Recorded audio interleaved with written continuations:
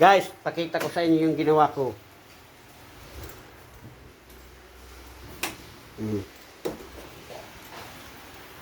Yan o.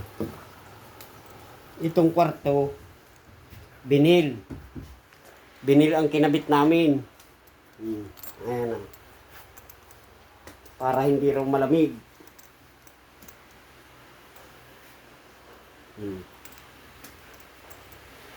Ayan.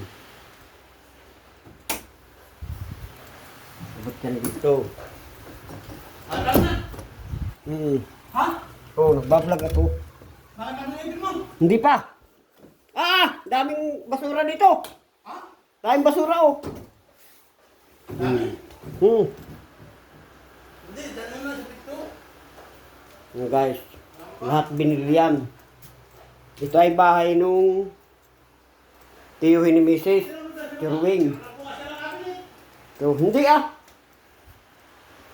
Yan. Ngayon,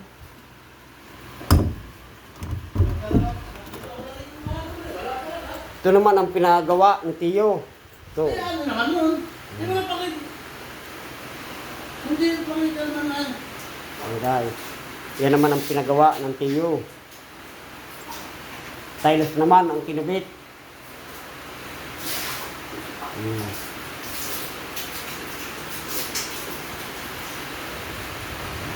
Yan naman ang pinakabutan sa akin. Tiles. Ay walang pasok ngayon at maulan. Ay walang pambigas.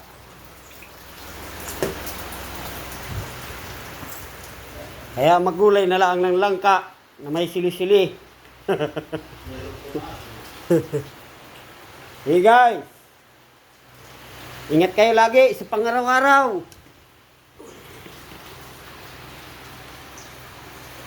Dapat lagi tayo nag-iingat dahil tayo ay may mga pamilya.